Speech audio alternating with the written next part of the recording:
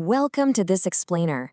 I am your master coach, and today we are taking a definitive elite level look at how to absolutely dominate the notoriously challenging Cambridge Afrikaans Language AS level, specifically Syllabus 8679.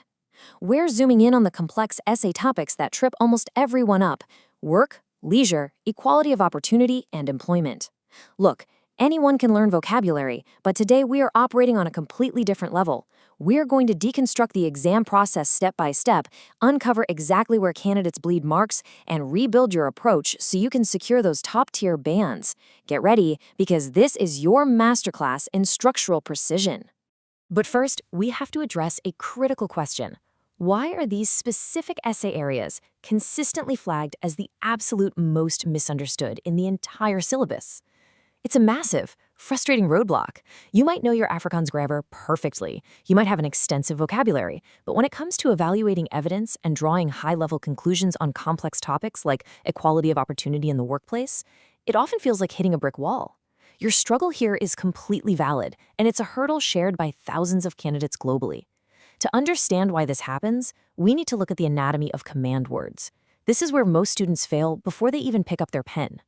There is a massive structural difference between the command word analyze and evaluate.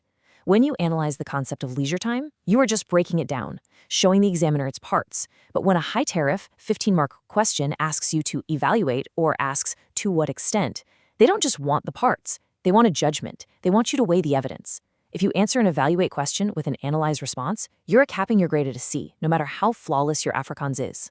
Now, what's really interesting about this slide is that this observation actually comes directly from the principal examiner reports. They are explicitly, literally telling us exactly where candidates lose points. The secret to unlocking top-tier marks doesn't just lie in a broader vocabulary or perfect sentence structures. It lies in structural strategy and precise conceptual definitions. Examiners want to see how you build an argument, not just the words you use to dress it up. Let me use my digital highlighter here for a second, figuratively speaking. When you look at a prompt about, say, employment and equal opportunity, you have to isolate the content knowledge required from the hidden constraints. The hidden constraint might be that you must discuss both genders or specific socioeconomic classes. Top candidates spot these constraints instantly. They understand that the examiner is testing their critical thinking lens just as much as their language proficiency. So here is our roadmap for today's explainer. First, core concepts and domains. Second, the method mark strategy. Third, examiner warnings. And finally, your exam action plan. Let's dive straight into Section 1, Core Concepts and Cognitive Domains. Before writing a single paragraph of your essay, you must understand the foundational rules and the theoretical architecture of the exam. The assessment objectives for these essays target 3 distinct cognitive domains: knowledge and understanding, which is AO1, analysis, which is AO2, and evaluation, which is AO3. Let's break this down by looking at 2 types of scholars. I have 2 students I work with. Let's call them Alex and Sam. Now, Alex is highly technical. Alex is an absolute machine when it comes to facts, figures, and perfect vocabulary. Alex lives entirely in that first domain, knowledge and understanding. But Alex completely struggles with open-ended evaluation. On the flip side, you have Sam. Sam is a highly creative thinker, great at coming up with broad, philosophical arguments about society and leisure. Sam loves analysis and evaluation, but struggles with structural precision and tying arguments back to concrete facts. Far too many students are either an Alex or a Sam. If you spend all your time merely memorizing facts like Alex, your grade hits a hard ceiling. If you just philosophize like Sam without grounding it, you lose crucial marks. You have to demonstrate competence across all 3 of these domains seamlessly. Top-performing students do something entirely different. They exhibit a connected, conceptual understanding that they can transfer to totally unfamiliar contexts. Principal examiner reports heavily highlight that referencing cross-topic connections is the hidden key to achieving significantly higher marks. For instance, if you're writing about equality of opportunity, can you organically link it to the socioeconomic impacts of leisure time? Can you show how employment access directly dictates how much leisure time a community gets? Showing the examiners this interconnected web proves you aren't just reciting a textbook. It shows you understand the living, breathing mechanics of the topic. That is exactly what pushes a mediocre middle band essay into the absolute highest tier. Okay, let's dive into Section 2, Method Mark Strategy and Methodology. Let's shift from theory to action. In the context of high-level Cambridge essay questions, examiners aren't just looking for a correct final conclusion. There really is no single right answer to these complex societal prompts. Instead, marks are awarded for the process. This is what we call the method mark strategy. They want to see the gears turning in your head. I was running a digital study suite session the other day with Alex and Sam, and they were working on a notoriously tricky prompt about employment inequality. We had this massive deconstruction debate. Alex immediately started pushing for a purely factual approach, wanting to list off every single statistic about the Afrikaans job market. But Sam jumped in, arguing for a broader, conceptual perspective, wanting to debate the morality of employment practices. They were going back and forth, completely stuck on how to lay out the essay to unlock those top-tier marking bands. Alex was saying, we have to prove we know the facts, and Sam was countering, no, we have to prove we can argue. I had to step in and pause their session. I told them, you're both half right, but you're missing the methodology. Your systematic analysis, your data interpretation, and your evidence-based reasoning are just as valuable as the final point you make. You don't just state a fact, and you don't just state an opinion. You state a fact, explain how it informs an opinion, and evaluate its impact. That process is where the marks live. Now, right before we solve the hardest part of this problem and I revealed the 5-step pipeline to guarantee those marks, I need to take a quick second. If you are serious about dominating your exams and you're getting value out of this deep dive, you need to subscribe to the channel Ace the Exams IGCSE O and A levels. That's at acetheexam_IGCSE. Go ahead, hit that subscribe button, and critically enable all notifications. We drop weekly Cambridge breakthrough strategies just like this, and you absolutely do not want to miss a single one as you prep for your finals. Okay, let's get back into it.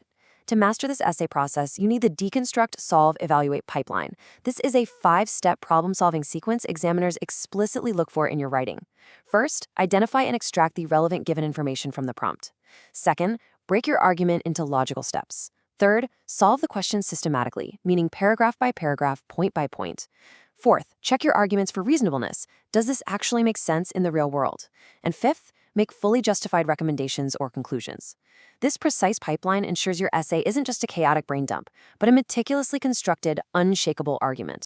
Now, a massive part of that pipeline is evaluating evidence, and this is exactly where Alex and Sam hit a major roadblock in our digital suite.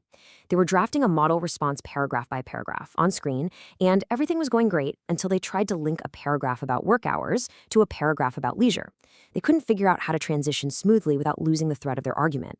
So I used a picture-in-picture feature, paused their draft, and explained the cognitive strategy they needed to get unstuck. I told them, you're stating facts, but you aren't evaluating the quality of your evidence. Top-scoring candidates don't just accept data or statements at face value, they interrogate them. You have to actively identify limitations in your own arguments, uncover hidden assumptions that people make about work and leisure, explore alternative interpretations, most importantly, determine how those limitations actually affect the final conclusions. Once I explained this, we rewrote the flawed section out loud together. Instead of just saying, people work too much and have no leisure time, we wrote, while it is widely assumed that extended work hours unilaterally destroy leisure time, this perspective fails to account for flexible working models, which, upon closer interpretation, actually redefine how modern society approaches equality of opportunity. Boom, flawless, full-mark transition. That critical edge is exactly what the examiners are desperately searching for in your papers. Let's move into Section 3, Pitfall Workshop. Examiner warnings. Okay, I want to do an immersive, interactive visual workshop right now. This brings us to the ultimate examiner warning. I want you to imagine a complex text excerpt on your screen right now, dealing with equality of opportunity. Imagine a 60-second visual countdown timer ticking down.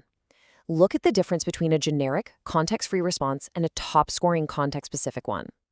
A generic response might boast absolutely flawless Afrikaans grammar. Every verb is in the right place, the sentence structure is beautiful. But it exists completely in a vacuum. It doesn't actually address the specifics of the prompt, and so it earns remarkably low marks. Contrast that with a top-scoring response. This candidate directly tethers every single point, every single piece of vocabulary to the specific scenario provided in the exam. And this brilliantly illustrates the absolute classic mistake in the Afrikaans AS level, writing a beautiful essay that doesn't actually answer the question asked. Never, ever provide generic, rehearsed answers. You must consistently adapt your knowledge and tether your argument to the immediate context of the prompt. Drilling down even further, let's play Spot the Flaw. If I showed you a poorly written student answer, the examiner reports tell us you would likely find these 3 fatal errors immediately. Number 1, forgetting proper format. This is literally throwing away incredibly easy marks. Whether it's an article, a letter, or an essay, if you ignore the structural conventions of the text type, you are bleeding points. Number 2, failing to check format and presentation before the time is up. We're talking skipped headings, missing terminology, or absent annotations. This happens when candidates mismanage their time and panic in the last 10 minutes. And number 3, which we just discussed, providing answers completely disconnected from the given context. As an examiner, let me tell you, it breaks my heart to mark down a smart student because they made these unforced errors. I am systematically highlighting these traps for you right now so you don't fall into them. Avoiding these 3 pitfalls alone, instantly, almost effortlessly, elevates your final grade. Which brings us to our final act. Section 4, your exam action plan. Let's move to and see how this builds into your final high-pressure exam strategy. When you sit down and open that paper, your standardized approach should be completely automatic. To synthesize this entire masterclass, I teach my students 3 core pillars: the 3-step question scan, the paragraph balance formula, and the last 5 minutes review checklist. These perfectly align with the standardized exam sequence you see here. First, identify the key elements of the prompt. Second, apply the relevant theoretical principles about work, leisure, or employment. Third, execute your analysis with clear, visible logic. Don't hide your thought process. Fourth, verify your arguments against the context. Does this actually answer the question? And fifth, present it all with the strictly appropriate format and headings. By the end of our session, both Alex and Sam had massive personal breakthroughs. Alex realized that facts are just the tools, not the final product. Sam realized that brilliant ideas need rigorous structure to score marks. If you follow this checklist, you are handing the examiner exactly what they need on a silver platter to award you top marks. Now, under high exam pressure, with the clock ticking and adrenaline pumping, remembering all of this can be tough. So I want to give you a quick cognitive memory hack. Create a custom mnemonic using the first letters of those key terms. Identify, apply, execute, verify, present. Whatever phrase works for you, memorize it. A simple, catchy acronym sketched at the very top of your draft paper the second the exam begins instantly grounds you. It acts as a mental anchor, keeping your essay structurally aligned and stopping you from drifting off topic while the clock is ticking. So what does this all mean for you? You now have the literal blueprint, the examiner's playbook. The ball is entirely in your court. Will you fall back on generic memorization, crossing your fingers and hoping for the best? Or will you use this methodological, deeply analytical framework to turn these notoriously complex Afrikaans topics into your absolute highest scoring essays? Knowledge is only power if you apply it. I want you to test this exact pipeline on a past paper today. And remember, crushing Cambridge exams requires consistent, relentless strategy. Hit that subscribe button right now for Ace the Exam's IGCSE O&A levels at acetheexam_IGSE. Turn on the notification bell so you never miss a future exam hack. And drop a comment below with your exact target grade so we can hold you to it. Thanks for watching this explainer, and good luck dominating your Afrikaans AS level.